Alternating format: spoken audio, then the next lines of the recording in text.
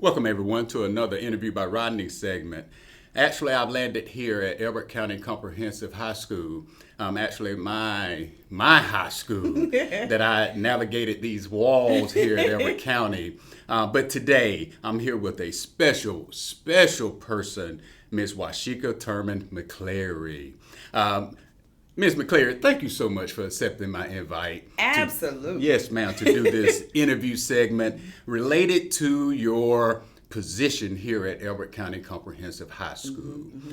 Just right quick, tell us your title, baby. I am currently serving in the role of assistant principal, one of the assistant principals here at Elbert County High School. Wow, I did not know.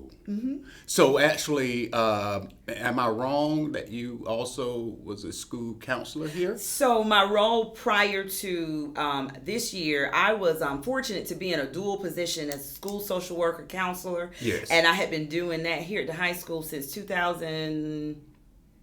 I came here the 2016-17 school year in that capacity, and so this is my second year in the role of assistant principal. Look, please forgive me because I did not know that. I thought you were still under the role of a school counselor. It is quite social all worker. right. It's quite all right, but a lot of what I do is still under the umbrella of my passion. Yes. And what's always been near and dear to me. So I'm still serving students. I just get to Good. do it in a different way on a different scale. I got you. Well, look, we're gonna focus on the school counselor Let's do. career. Let's Okay. Just right quick, Miss McClary, tell us a little bit about family. Okay. So family is super important to me. I know. So I'm married, and my husband and I have 6 children. We have 7 grandchildren. Awesome. We're blessed. We're a blessed family. And we, my husband and I, understood the importance of making sure we pass down things that we learned along the way, from those things that were good, Ooh. and then we pass down the things that we learned along the way from the mistakes and the times we fell and had to get up and dust ourselves You off. better say it. So we wanted to make sure that we did the best that we could to set a good example Yes, for our ma'am. children, Yes, being ma'am. transparent with them, letting them know we're not telling you what we're telling you because of what we read or what we heard. We lived, walked, and had to let the grace of God wash us and clean us up. And so we wanted to make sure we did what we could to give them the best of what we could, Yes, so that they ma'am. could have better opportunities. Yes, and so we've been blessed. Our children are doing well. And Good. and listen, everybody's a work in progress. There you go. Everyone's a work in progress, but we thank God for the most part, we're doing well. Well, you So- know I understand that work in progress, honey, with my children. Now, look, let's move to your resume. Sure. Tell my viewers a little bit about your educational background. So I graduated high school and actually went to school. My aspiration was early childhood. Yes. And I thought, I was going to land being an early childhood educator. But I quickly found out that was not my call, working with the younger generation or the younger population. And so I changed my major to social work. So I earned my bachelor's in school. So I'm sorry, in just social work. And then I later got my master's in school counseling. Wow. And obtained my specialist in school counseling. Congratulations. So, yeah, thank you so much. Wow. So years of service then. How many years have you served here at Elbert County High In School? Elbert County School District, Yes. This is my 20th year. 20th year. That's a lot of years. Yes, it is. And a lot of experiences. Why school counselor though? How did that come about? Did someone sow that into you, or how did that come? So we constantly talk to children today and say, what do you want to be when you grow up? Yeah. I had an epiphany maybe 5 years ago. Even after being in the position, I had this epiphany and I thought, how did I land here? And I went all the way back to when I was in 2nd grade. I was at J.Y. Joyner Elementary School in Raleigh, North Carolina. My teacher was Harriet Beecher. That's how far back, and Yes. instantly this all came back to me. So the conversation one day in class, what do you want to be when you grow up? I remember then saying counselor. Oh. I didn't know why. I didn't know, even as a 2nd grader, all that entailed, but it was just something about that profession that intrigued me. I don't know how or what then, but then to fast forward well into my adult life, it came back to me that that's what I said I wanted to do. Now I had no idea the experiences that I would have between second grade and actually going and getting what I needed to be able to pursue that as a career. So I now am able to put all of it together and realize my personal experiences, the fact that I was in the presence of people who had good intentions but did not necessarily know how to reach somebody like me, Miss McClary, who had some of the baggage that I had, who came out of some of the troubled situations I came out of. You better say it. I understood that it was important for me to do whatever I can to try to reach somebody that looks like me. Somebody that maybe had to take some detours, hit some bumps along the road, and maybe heard from some people because of those choices. You're not gonna be anything. You're not going. Your life isn't going to amount to anything or anything like that. Miss McClary. I heard those conversations as well, and so it stung. It hurt, but at the same time, I always had this drive. I'm better than where I am. Yeah. I'm better than where I am. And so, doing the work to get myself over those challenges, to the grace of God. And, yes, Lord. and the village. I appreciate my village, people who did see the potential important to me. And I thought, there's no way I can overcome challenges like that and get to a place where I am finally different than where I started and not be able to give that back to somebody else. So that's why I do what I do. That's why I'm here.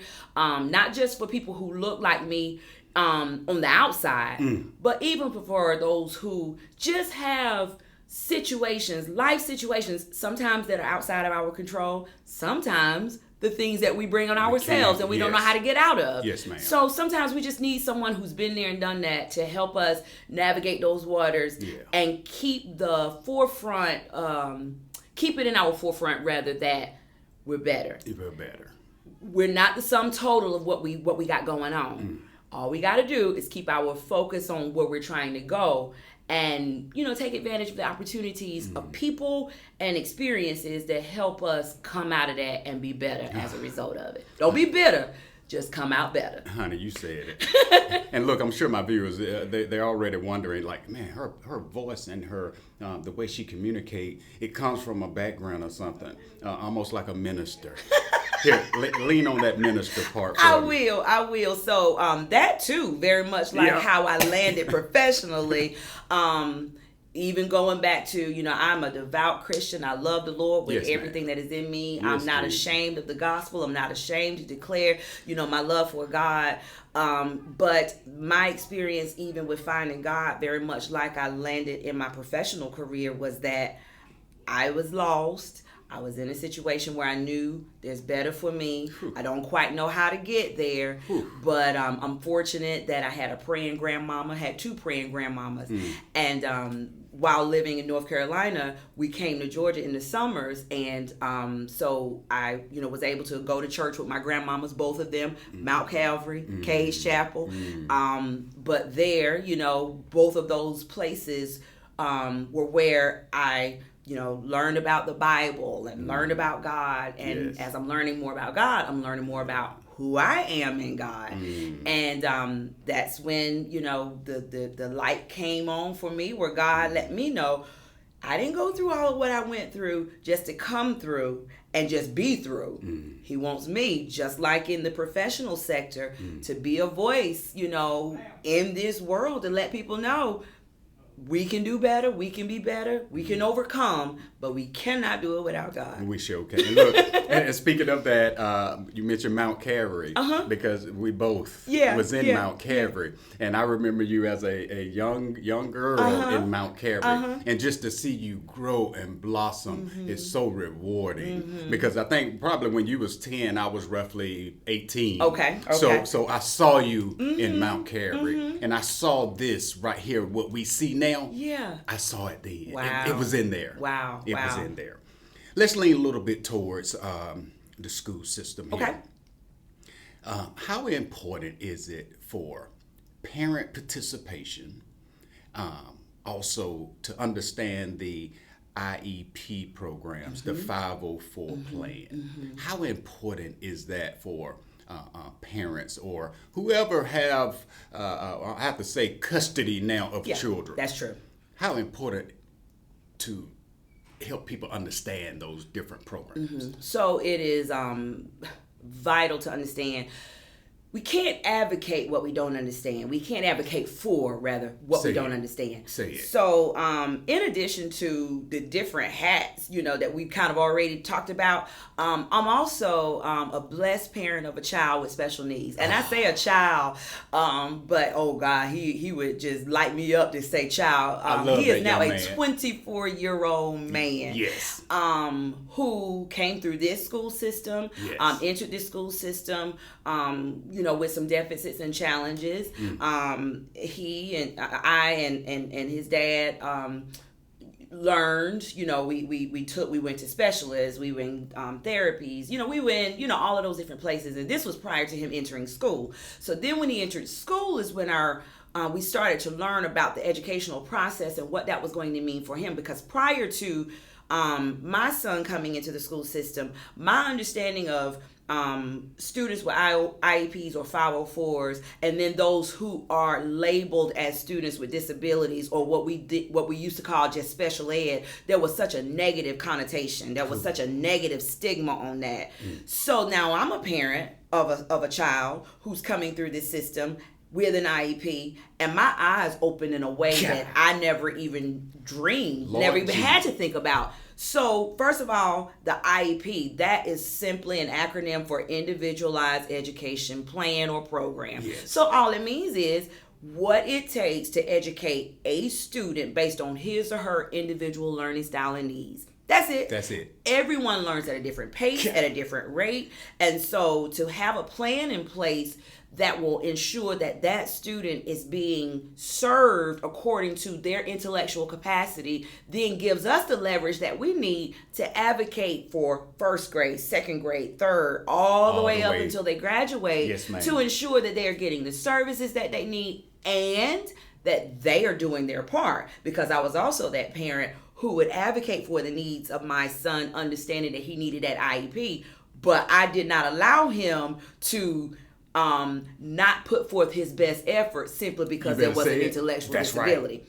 I pushed him and wanted to ensure that he got all of the opportunities he could get. And at the same time, I was constantly in meetings where I would say, I would sometimes encounter teachers and paraprofessionals who meant well, who would say things like, well, Cameron, today he just wasn't, they meant well, not holding anything against anyone, but I'd say, well, what did we do to make him do whatever he needed to do? Yes, ma'am. Because I believed in holding him accountable, not making excuses, not, doing anything that would put him in a position where it sowed that seed in his mind that the disability gives him a leverage or a blanket just use it as a crutch. Ooh. And it's funny that you would say that because a young man who walks with crutches does not walk with crutches. You better say it. Lord Jesus. No. Look, we having church in here, honey. Lord. We push him to to reach his fullest potential. And so as a result of being involved as a parent, speaking up when I needed to speak up, making adjustments when adjustments needed to be made. He is, I think he said 5 classes away from having an associate's degree. He's a student at Athens Tech. So great. And so he's doing well. Everybody has a different path, and again, working at a different pace. So the expectations for him may not have been the same as they were for our other children, but there were high expectations based on what we knew he could do. Honey, you just helped a lot of parents right there understand IEP 504. So this leads me to another word, the word belonging. Okay. How do you or your fellow staffers help students realize that they belong? I almost want to do, this is something I wish I could do. not saying to do it, is to give every student in this school system a piece of paper and ask this question: do you feel like you belong? Okay. How do you guys help students understand that you belong here in this environment? That's a loaded question. So when we say belong, when I go back to when I stepped into this school as a new student coming from a different school system, a whole different culture, because it was a very different cultural experience just from Raleigh, North Carolina to here. Being how I am, I came in just different. Yeah. Okay. Cool. Not better, just different. Different. At the time, being a young person, not understanding that I came here with some baggage. I didn't know how to unpack my stuff, so I was guarded.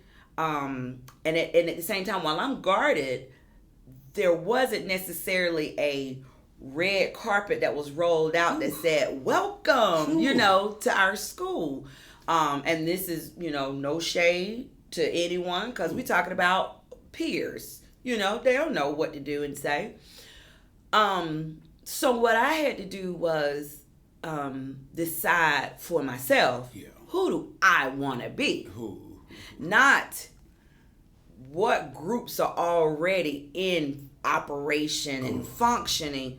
Who am I and who do I want to be? Now, mind you, I'm working through personal challenges while trying to be in a new school and just trying to find my way. It was belonging difficult. is a loaded question. It's a loaded question. It sure is. But to help those who come through now, I'd go back to that same thing. Who are you? And once you know who you are, I think more time should be spent in helping that individual find peace with being who they are, and then your village will find you. So not so much about I don't fit in, because in all actuality, that whole term about fitting in limits us, because it puts us in a position where we got to be like somebody to be accepted. So we got to just find out who we are and just be the best version of ourselves, and who we're supposed to be with, where we're supposed to flourish or thrive. It will find us. I'm confident of that. It sure will. It's a little sad moment here. Okay. Yesterday, the country experienced, Yes. I'm not going to say the country, the world, experienced another tragedy yesterday in Madison, Wisconsin school. And here's my question.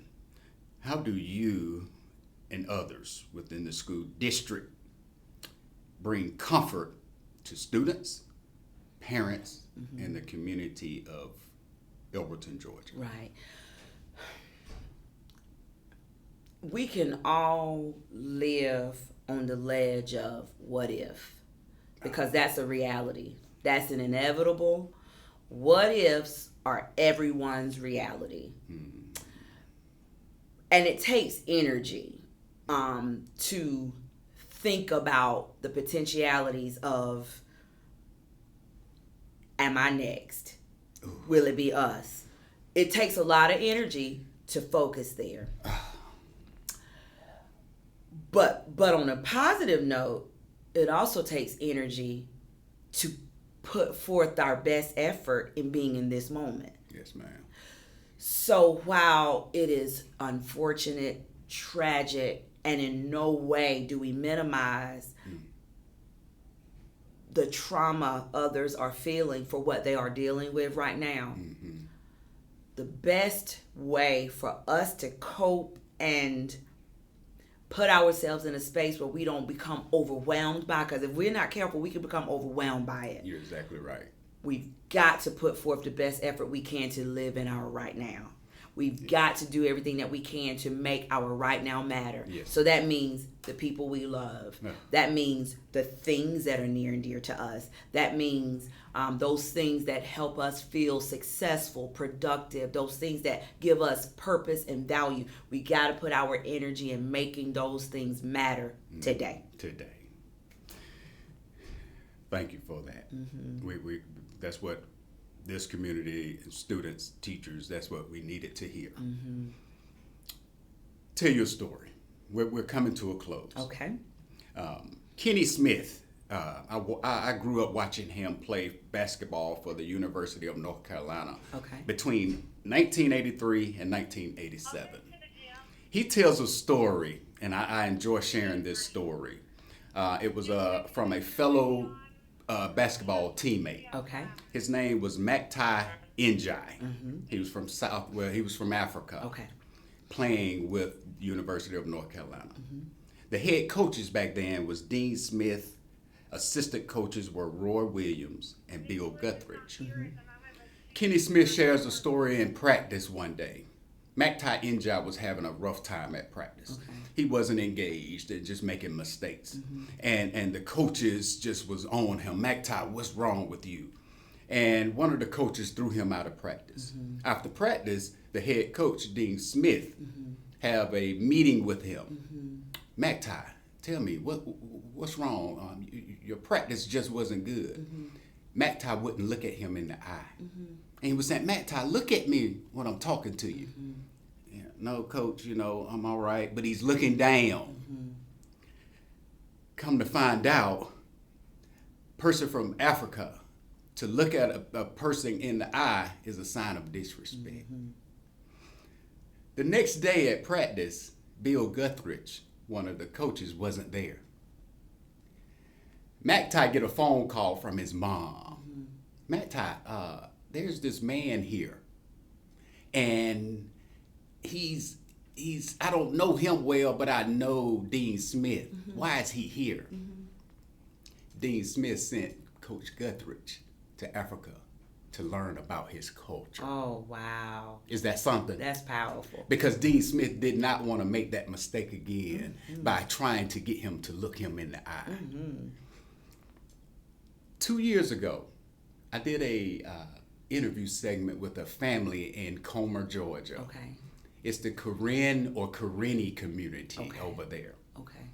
And I noticed from an emergency medical side, we was beginning to run calls to this community. There's a young lady, her name is Jennifer Drago. Okay. She's an advocate for the Karenni community over there. Now, you got to understand, they are from Southeast Asia.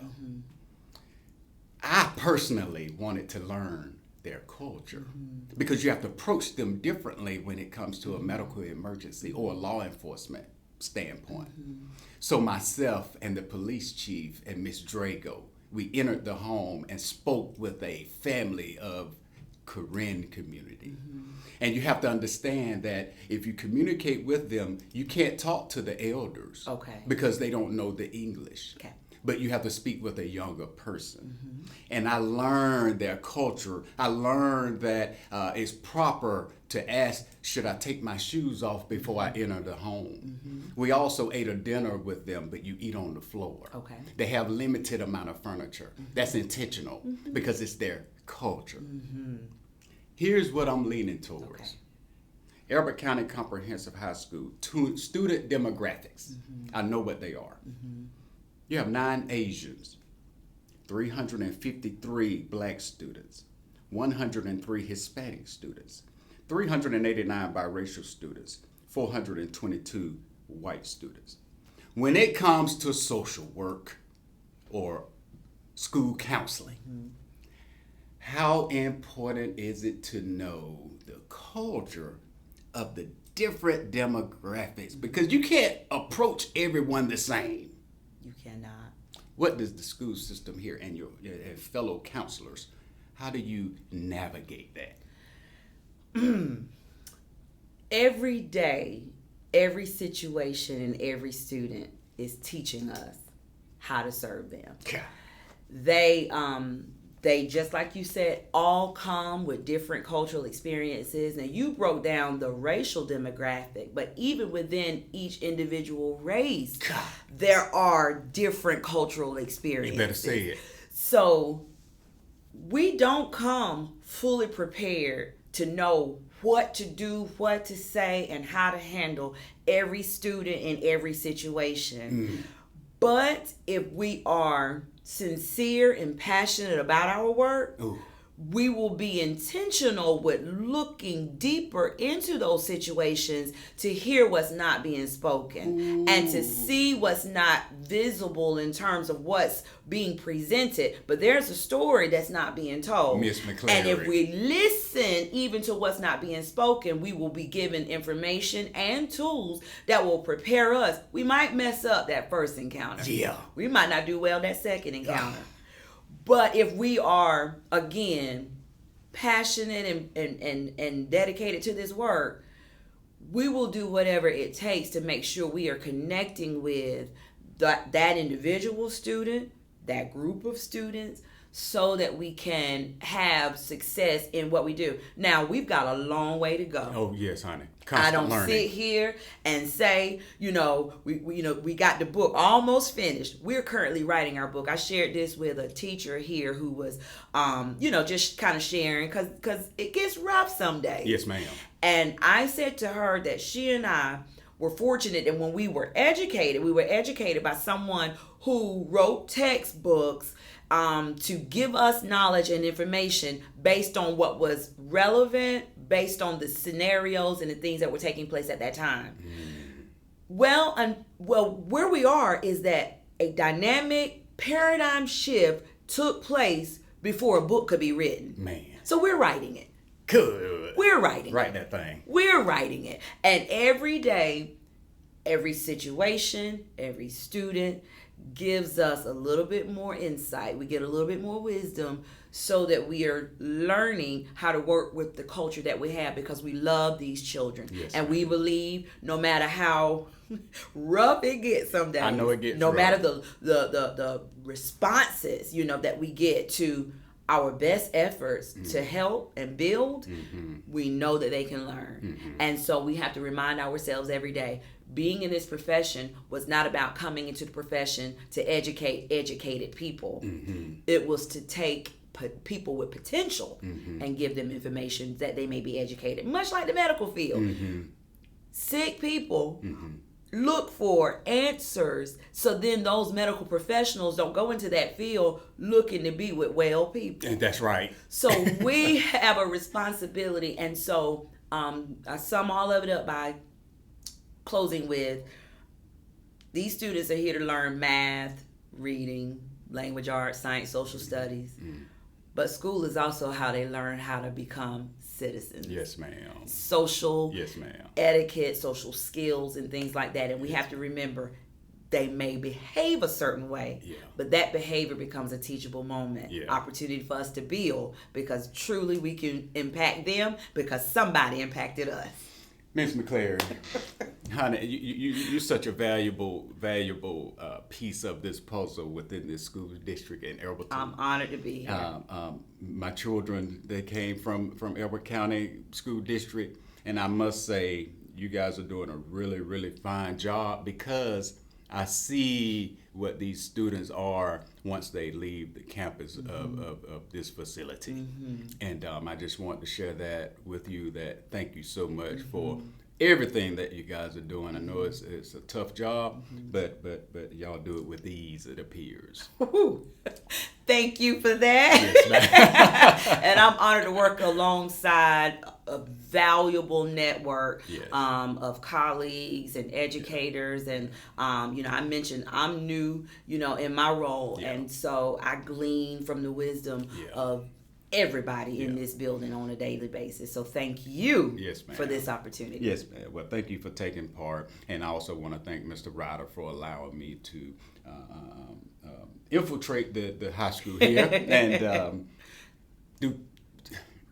Honey, your segment, look, I want to go on and on and on, but I know it has to come to a close. But enjoy your holidays, and thank you so much. You as well. Thank you. Yes, ma'am.